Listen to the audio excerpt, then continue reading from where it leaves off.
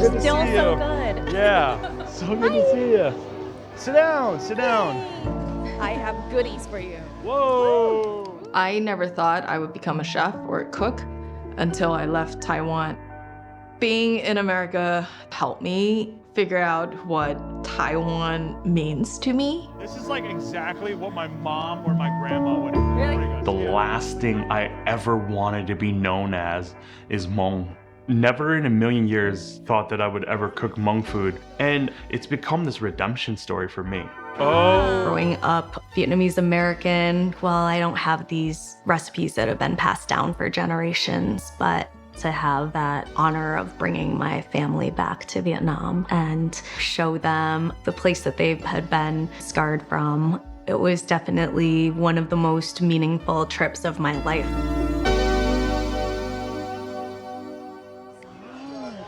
It's pretty fragrant. Oh. It's almost like a tamale. I feel like you could just eat it. Yeah. The way we greet people in Taiwanese is "Jia ba boi," which means, "Are you full yet?" Just eat it. Okay. Just have a bite.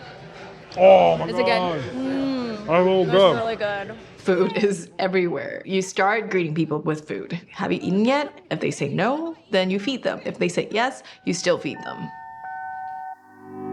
Some of my earliest food memories are going to my grandmother's house during Chinese New Year, and she would just have prepped so much food, and we would get fed, literally fed. And then the house starts getting louder, and everybody's like playing games and setting off firecrackers.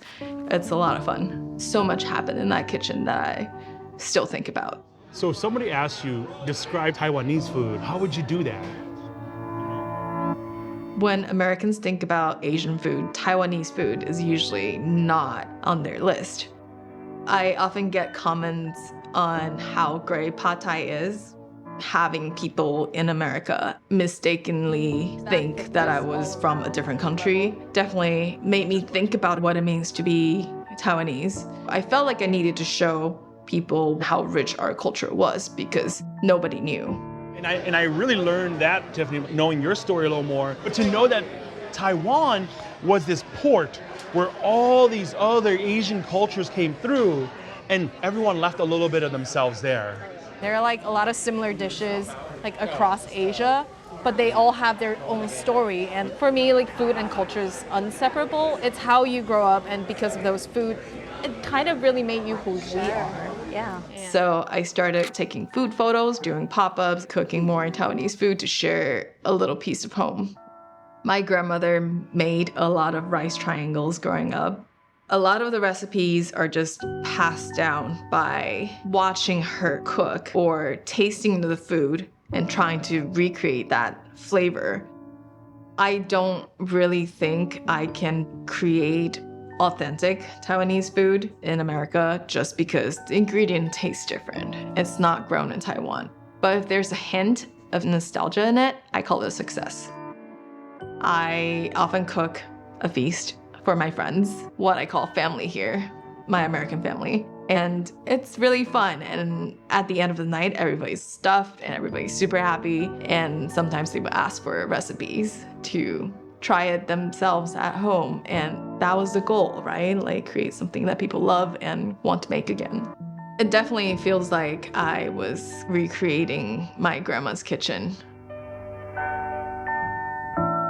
Sometimes when they talk about Asian food, we're just lumped together. Right, Like, what are your right. thoughts on that? And the other day, somebody was like, "Aren't you so glad that the French like came and influenced Vietnamese food so much?" And I was like, how do That's I like- answer? They were Like, aren't you "But glad they-" that you got yeah. colonized? Right, exactly. Like, that was such a They great were thing like, for you guys. I mean, without colonization, there would Yeah. be like no banh mi. So, and Absolutely. I'm like, oh no, I think we'd probably still be fine. Yeah. And we have a lot of good cuisine before Yeah. all of that happened too. So.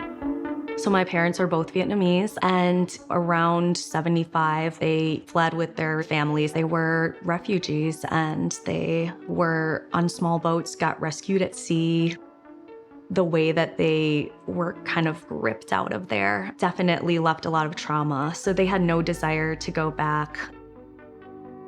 Growing up in America with immigrant parents, They wanted me to assimilate, but I always felt I was between two worlds because I was never really American enough, never really Vietnamese enough. For you, Christina, you know, born and raised here. How did you maneuver through all that? It was tough because I went to a school that was like mostly white, so I was definitely not a cool kid at all. You're and now. You're the coolest kid now. You're the I coolest. just kind of didn't know exactly where to be or if I need to be everywhere all at once. I decided to go to Vietnam for the first time, backpacking by myself. My parents were not thrilled about the idea, but they also know that I am not the person that you can really talk out of doing something. There was probably some self-conscious part of me that wanted to find a little piece of myself and figure out where part of me was from. At that point, being a chef, having any kind of career in food was not even a blip on my mind at all. But also I felt like bizarrely at home.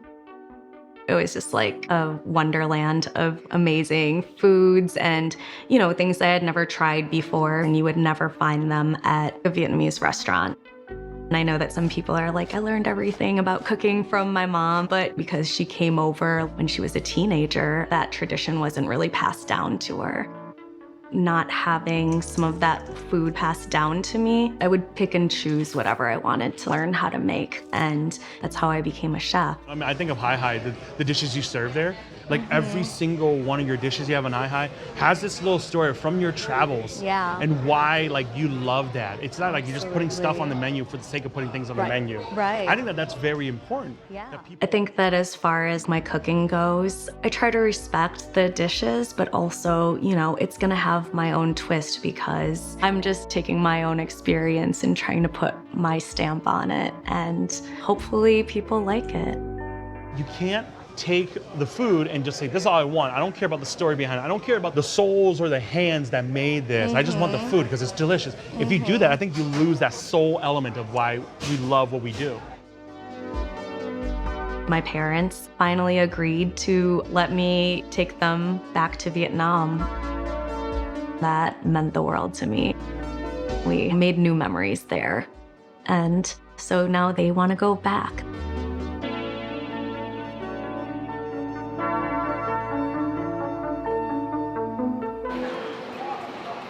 Things that I love about Hmong food is it's so rich in story.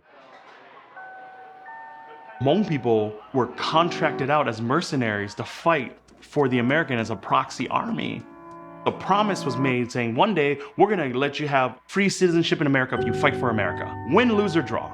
My dad, at age 12, picked up the gun. He learned how to fight. Eventually, he was able to escape when the US pulled out all their support and there was a genocide of our people. My parents barely made it out. Landed here in America, having Americans look at him and say, go back to your country. Not knowing that he fought for this country like a true patriot would. Because like when I talk to my parents about the food they grew up with, they don't speak much about it. It's because they were in a time of war. Right. So it wasn't like, oh, I ate this bamboo because of the richness of blah, blah, blah, blah. It Yeah, was like, exactly. no, this is what I found by the stream and this is what we had to eat. It wasn't because it's like, oh, like this is our choice. It was, this is all we had. Yeah. So growing up in a small town where you are a small minority, I hated it because I could never connect with any of my friends. Like on Monday morning, it's like, oh, we played this game and we did this, or we went to the cabin. But mom and dad had a different plan. So on the weekends, it was literally going to the garden, helping harvest the garden, helping till up the garden, rather than just a normal kid learning how to play baseball. Eventually, as you get older, you realize, well, you ask that question, well, what am I? Like, how do I fit? And that's the question. I told myself I'll never make Asian food, let alone Hmong food. So I started working in an Italian restaurant, went to a French restaurant, I started working at a Tex-Mex grill. You know, I'm like, I'm gonna do every kind of food out there except for this, right? I remember I came home once and I was eating at my parents' table and there's this dish, the most common basic Hmong dish is braised pork neck bones with Hmong mustard greens. I ate that with a little rice and something changed inside of me. I was so excited. I couldn't tell why, but I knew that there was something about my Hmongness that brought me back to that moment. One of the realizations I had in college was A lot of my friends who were born in America, grew up in America, they had these things where their parents passed down to them. They wrote in their wills like, oh, you get certain percentage of acre of land of our land and stuff like that. And there's these things that you can pass down to them. Well, when my parents got here, they had nothing. They barely had the clothes that they were wearing. So the only things that parents can pass down to their children is these dishes that they made. And for me, I hold on to these dishes as their legacy, as a part of their heritage passing down to me. For me, I do feel very honored, very blessed to say, how do we keep using this food to remember our past, to know where we are now, and then to see where our trajectory in the future is. Yeah, totally. And that changed the whole trajectory of how we did our food. My why became very clear. Mom and dad gave their life so I can have life in the full. How do I live knowing that these two people sacrificed everything? And that changed the way that I view food. All the food that I love, all the food from my childhood that I would say rejuvenates my soul came from their table. And it really helped forge this motto that we use in our restaurant, that we say every dish has a narrative. You follow that narrative long enough and close enough, you get to the people behind the food, and once you're there, it's actually not about food, it's about people. Well, friends, thank you so much for coming out here. This was Yeah. fun. I love Yeah. it. Thanks for having Cheers. us. Cheers, guys. The journey of creating food sometimes gets reinvented, but it's still true to itself and the cultural heritage. At some point, it's like everything that you make can't just be an old family recipe, right? You just need to create your own traditions, your own family recipes, I guess. When you're young, you run so far from what you're trying to be, what you want to be, and it's this circle that you run back to who you were meant to be.